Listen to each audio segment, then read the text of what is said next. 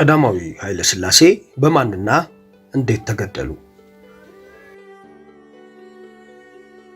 የኢትዮጵያን በአልጋ ወራሽነት በንጉሠ ነገሥትነት ለ44 ዓመታት ያስተዳደሩት ዓለም ያደነቃቸውና ያከበራቸው ታላቁ ንጉሠ ነገሥት አስተምረው ባሳደጓቸው ልጆቻቸው መንግስታቸውን ገልብጠው መስከረም 2 ቀን ሐሙስ 1967 ዓ.ም በዛሬው ዕለት ነበር ያሰሯቸው።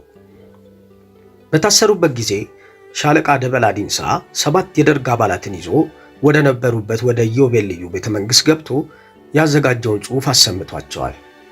በሚያሰማቸው ጊዜም ከልዑል ራስ ምሩ በቀር ሌላ ሰው አልነበረም። ደበላ ዲንሳ ያሰማቸው ቃልና ጃንሆይ የሰጡት መልስ ከዚህ እንደሚከተለው ነው። የጦር ኃይሎች የፖሊስ ሰራዊትና የብሔራዊ ጦር ደርግ ለግርማዊነቱ ደህንነትና ጤንነት በሰፊው እያሰበ እንደመሆኑ መጠን ለዚሁ ለጤንነቱም ሆነ ለደህንነቱ ወደ ተዘጋጀ ስፍራ ስላለ ወደዛ እንዲሄዱልን በትህትና እንለምናለን። ጃንሆይም እንዲህ አሉ። በጠቅላላው መቼም አሁን የተናገራችሁትን ሰምተናል። የኢትዮጵያ ንጉሠ ነገሥት ስንሆን ስም ብቻ አይደለም፣ ህዝቡን አገሩን በሰላም ጊዜ የሚሰራለትን ጠላትም ቢመጣ የሚመከትበትን በማሰናዳት መሆኑ ይህ በጦር ሰራዊታችን ውስጥ የታወቀ ሳይሆን ይቀራል ብለን አንጠረጥርም። ቢሆንም በየጊዜው የሚለዋወጠው ነገር ደግሞ ለሀገር የሚጠቅም ነገር ካለበት የሀገርን ጥቅም በሌላ ለመለወጥ አይቻልም እና ያነበባችሁትን ሰምተናል። በዚሁ ማቆም ነው።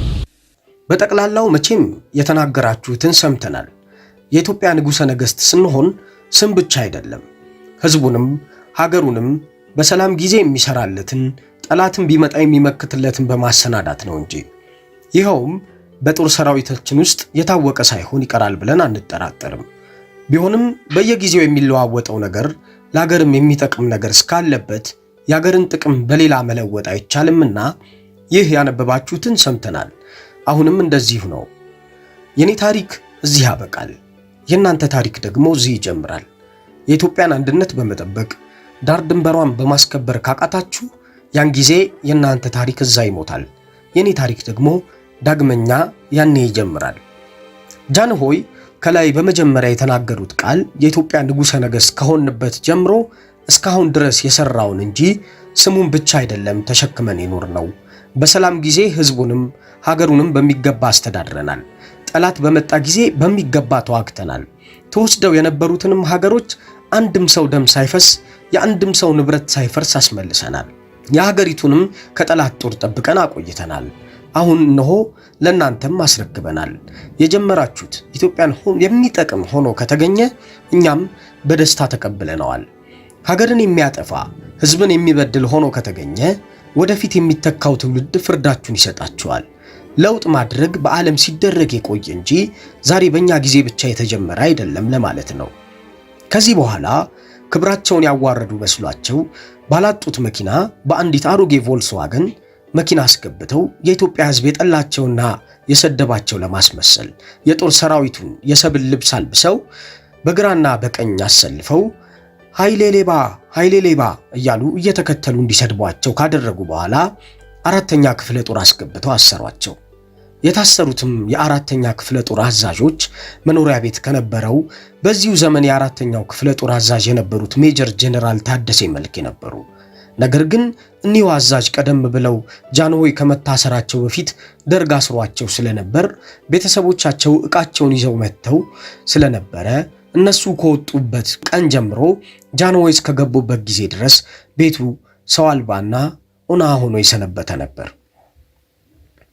ስለዚህ ሲሆን ቀለም ቀብተው ወለሉን አጥበው ምንጣፉን አንጥፈው ይህን ቢቀር የሰነበተውን አዋራ አስጠርገው ወለሉን በውሃ ሳጥበው ሊያስገቧቸው በቻሉ ነበር። ምንም ጽዳት ሳያደርጉ አዋራው ከሞላበት ሸረሪቱ ካዛጋበት ቤት አስገቧቸው። መቀመጫ እንድትሆናቸው ከቤት ውስጥ የቆየላቸው አንድ የመጨረሻ መናኛ አሮጌ እንጨት ወንበር ነው። ጃንሆይ ከዚህ ጽዳት ከጎደለው ቤት ገብተው ካባቸውን እንደለበሱ ከዚያች አሮጌ እንጨት ወንበር እንዲቀመጡ ከተደረገ በኋላ የኢዮቤልዩ ቤተ መንግስታቸው ታስረው ሲመጡ ሳይለያቸው አብሯቸው የመጣው ወሰኔ አማረ ከዚያው የነበሩትን የደርግ አባሎች አስፈቅዶ አልጋና ፍራሽ፣ አንዲት ምንጣፍና አንዲት ወንበር እንዲገባላቸው አደረገ። ጃንሆይ ከዚህ ቤት ከገቡበት ከመስከረም 2 1967 ዓ.ም ጀምሮ ወደ ታላቁ ቤተ መንግስት እስከ ተዘዋወሩበት ጥቅምት 15 ቀን 1967 ዓ.ም ልጃቸው ልዕልት ተናኘ አብረዋቸው እንዲውሉና እንዲያድሩ ስለተፈቀደላቸው አንዲት ትንሽ ፍራሽ እንድትገባ ተፈቅዶላቸው ከወለሉ ላይ ያነጠፉ እንዲተኙ ተንብተዋል። ወደ ታላቁ ቤተ መንግስት ተዘዋውረው እንዲታሰሩ ከተደረገ በኋላ ግን ልዕልቲቱ አብረው ወደዚያ እንዲሄዱ አልተፈቀደላቸውም። በዚህ ጊዜ ገና አልታሰሩም ነበርና ወደ ቤታቸው እንዲሄዱ ተደረገ። ጃንሆይ ወደ ታላቁ ቤተ መንግስት ተዘዋውረው እንዲታሰሩ በተደረገ ጊዜ የተኙበት የነበረው ዳግማዊ ሚኒሊክ መኝታ ቤት የነበረው ነው። ጃንሆይ መጀመሪያ ከታሰሩበት ከአራተኛ ክፍለ ጦር የገቡት ከጠዋቱ 3 ሰዓት ሲሆን በ5 ሰዓት ልዑል ራስ ምሩ በደርግ ፍቃድ ተጠርተው መጥተው ኖሮ ከጃንሆይ ጋር ሲጫወቱ ውለው ምሳ በልተው ወደ ማታ ጊዜ ወደ ቤታቸው ተመልሰዋል። ልዑል ራስ ምሩ ወደ ቤታቸው ከሄዱ በኋላ ልዕልት ተናኘ ወርቅ ተጠርተው ጃንሆይ ወደ ታላቁ ቤተ መንግስት እስር ቤት እስከተመሩ ድረስ አብረዋቸው ሰነበቱ። ጃንሆይ ተይዘው እስር ቤት ከገቡ በኋላ የነበሩበት ቤተ መንግስት ከቀኑ 8 ሰዓት ተፈተሸ። ፍተሻውን ያካሄዱት ሻለቃ ዮሐንስ ምትኩ፣ ሻምበል ሞገስ፣ የመቶ አለቃ አለማየሁና ሌሎች 6 ሰዎች በድምሩ 9 የደርግ አባሎች ናቸው። ጃንሆይ የተኙበት የነበረውን ሌላኛውንም ክፍል በሙሉ ፈትሸው የተገኘውን ዕቃና ገንዘብ ቆጥረው በጽሑፍ መዝግበው አሸጉት።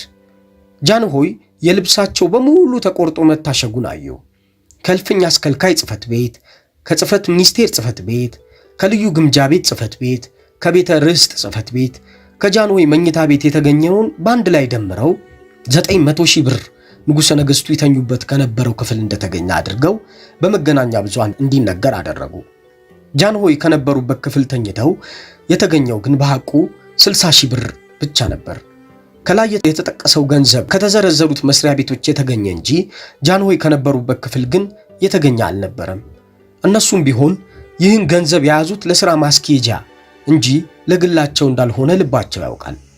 ጃንሆይ በታሰሩ በ11 ወር ከ20 ቀን ነሐሴ 20 1967 ዓ.ም ከምሽቱ 3 ሰዓት ሲሆን ኮሎኔል ዳንኤል አስፋው የመራቤቴው፣ ኮሎኔል ዳንኤል ገላ ኡራጌው፣ ሻለቃ የጎራው ከበደ ከጎጃም ጃንሆይ ወደ ታሰሩበት ቤት መጥተው ከታሰሩበት ጊዜ ጀምሮ እስከ ዕለተ ሞታቸው ድረስ ሳይለዩአቸው ምግባቸውን እያቀረቡ አልጋቸውን እያነጠፉላቸው ልብሳቸውን እያጠቡ ቤቱን እያጸዱ አብሯቸው እያደሩ ያገለግሏቸው የነበሩትን ወሰኔ አማረና እሸቱ ተክለማርያምን ከምትገኙበት ክፍል እንድትወጡ ብለው አዘዟቸው።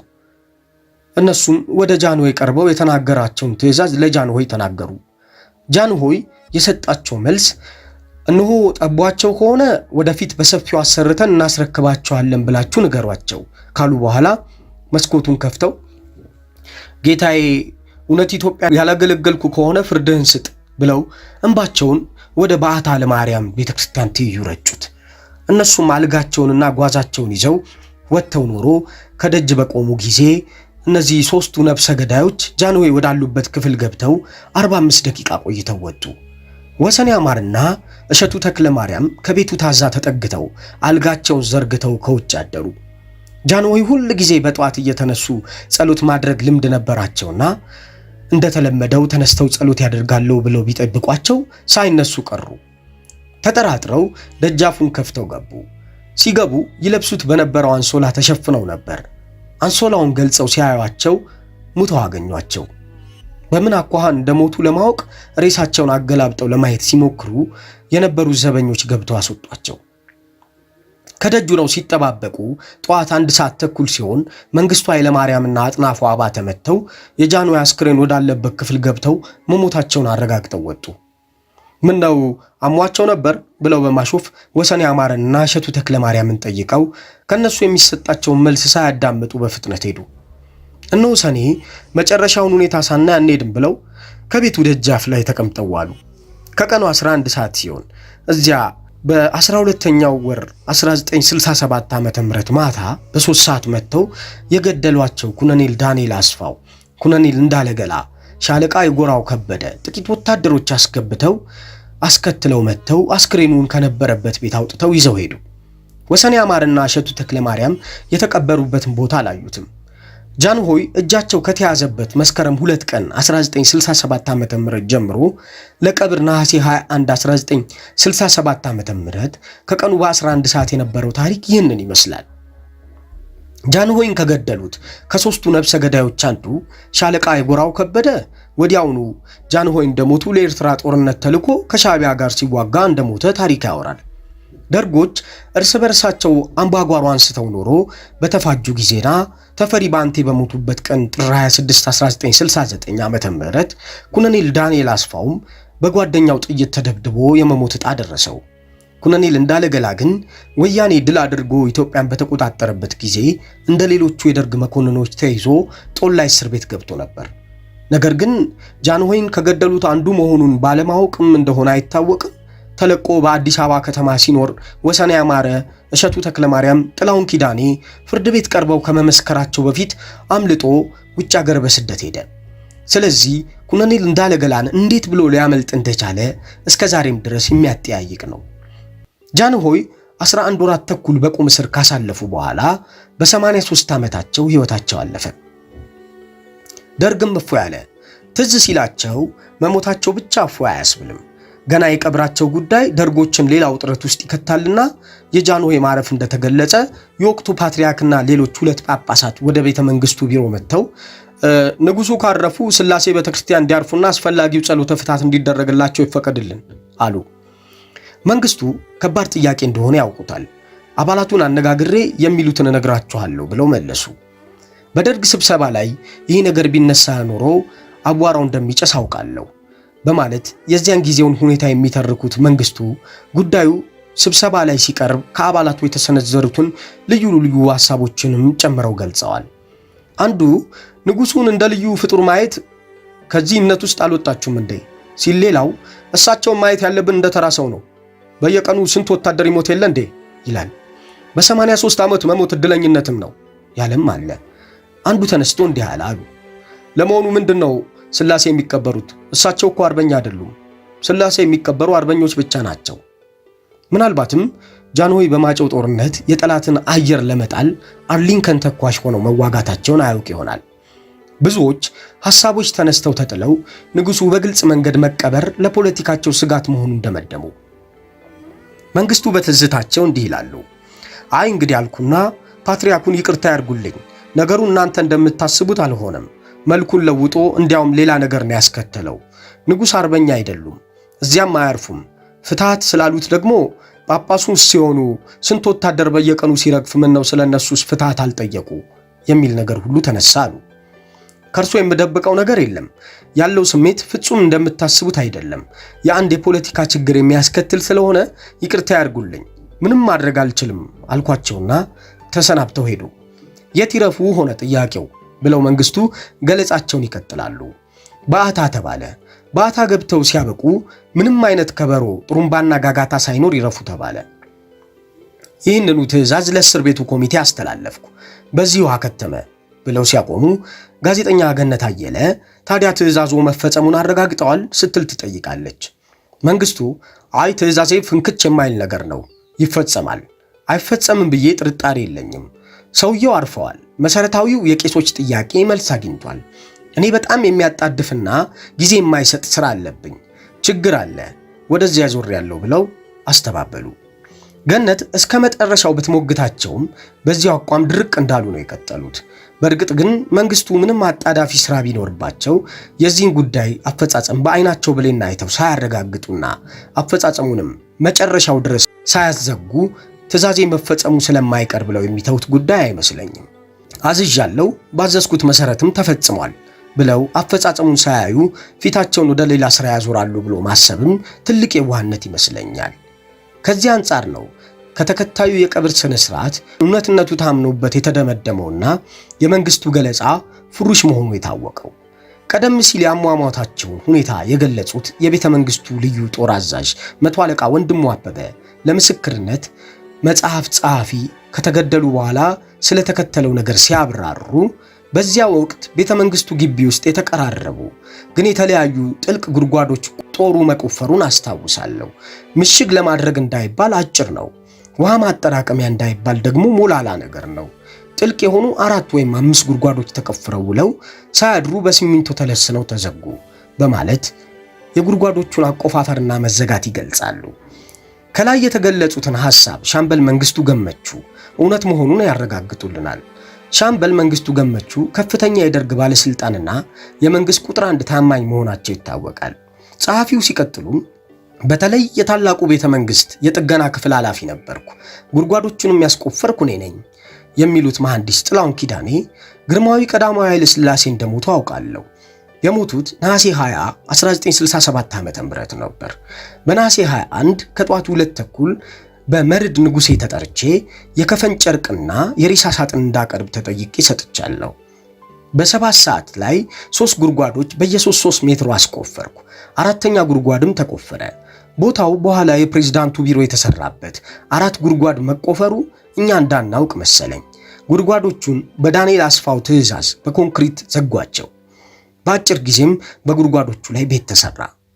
ደርግ ንጉሠ ነገሥቱን ከገደላቸው በኋላ በድብቅ በአንድ መናኛ ቦታ ቀብሯቸው ሲኖር የጥንታዊት ኢትዮጵያ የጀግኖች አርበኞች ምክር ቤት የንጉሠ ነገሥቱን አስክሬን በድብቅ ከተቀበረበት ቦታ ተፈልጎ አጽማቸው እንዲወጣና በሕይወት ሳሉ ባሰሩት መንበረ ጸባዖት ቅድስት ሥላሴ ካቴድራል ውስጥ ባዘጋጁት የመቃብር ቦታ በክብር እንዲያርፍ ለማድረግ እንዲፈቀድልኝ ስለ ለሽግግሩ መንግስት ጥያቄ ስላቀረበ የሽግግሩ መንግስትም ጥያቄውን በመቀበል ፍቃድም ስለሰጠ ትብብርም ስላደረገላቸው በብዙ ጥንቃቄና ጥረት በተቀበሩ በ16 ዓመት ከ5 ወር ከ22 ቀን የካቲት 8 1984 ዓ.ም በዕለተ እሑድ ተቆፍሮ አጽማቸው ወጣ።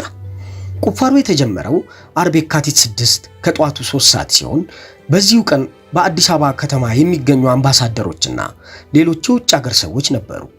ነገሩ የቁፋሮ ስራ የተጀመረው በእጅ ስለነበር አጽማቸው እንዲህ በቀላሉ ሊገኝ ባለመቻሉ የመጡት እንግዶች እስከ 5 ሰዓት ቆይተው የንጉሠ ነገሥቱን የልጅ ልጅ ወይዘሮ ምህረት መኮንንን እየተሰናበቱ ሄዱ።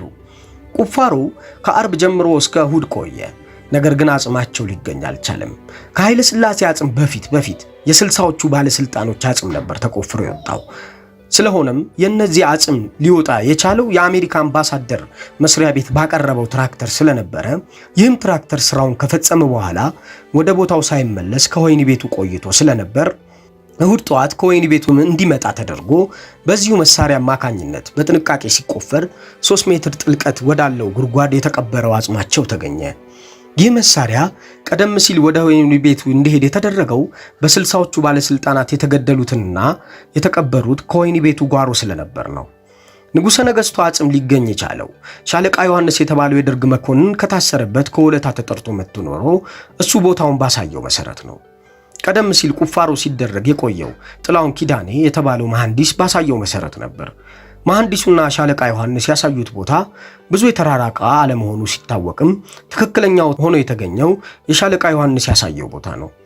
አጽሙ እስኪወጣ ድረስ የሽግግሩ መንግስትን ወክለው የቁፋሮን ስራ እየተከታተሉ የቆዩት የፖሊስ ሰራዊት ሹም የነበሩት አቶ ሐሰን ሻፊ ናቸው። አጽሙ ከወጣ በኋላም በሽግግሩ መንግስቱ ነው ለንጉሠ ነገሥቱ የልጅ ልጅ ወይዘሮ ምህረት መኮንን አጽሙን ያስረከቡት እሳቸው ናቸው። ከንጉሠ ነገሥቱ በፊትም ሆነ በኋላ በጨካኙና ባረመኔው ደርግ እጅ ተገለው የተቀበሩት ሁሉ አጽማቸው እየተቆፈረ ሲወጣ ከነልብሳቸው ሲገኙ ከንጉሠ ነገሥቱ አጽም ጋር ግን አንድ ቁራጭ ጨርቅ አልተገኘም። መንግስቱ ኃይለ ማርያም እንግዲህ ለማድረግ የቻለው ከነልብሳቸው ቢቀበሩ ክብር የሚሰጣቸው ልብሳቸውን አውልቆ አስክሬኑን አዋርዶ እርቃነ ስጋቸውን ሲቀበሩ ግን ለውርደቱ ለጥቃቱ ክብደት የሚሰጠው መስሎ ስለታያቸው ነው።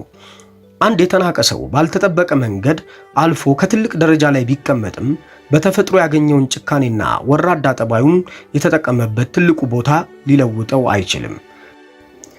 ኢትዮጵያ በነገስታቶቿ እየተመራች ለረጅም ዘመናት በነፃነቷና በታሪኳ ኮርታ ስትኖር ከመንግስቱ ኃይለ ማርያም አንስቶ እስካሁን ድረስ እየተፈጸመ ያለው ውርደት በአንዳቸውም ነገስታት ላይ ደርሶ አያውቅም።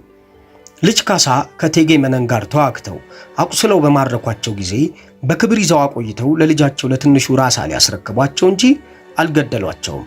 ቀጥለውም ከራስ አሊ ጋር ተዋግተው ድል ባደረጓቸው ጊዜ ራስ አሊ ሸሽተው ከንጉሥ ኃይለ መለኮት ተጠግተው ቆይተው በኋላም ተመልሰው ወደ አገራቸው የእጁ ገብተው እስከ ሞቱ ጊዜ ድረስ ሲቀመጡ አጼ ቴዎድሮስ ምንም አላደረጓቸውም።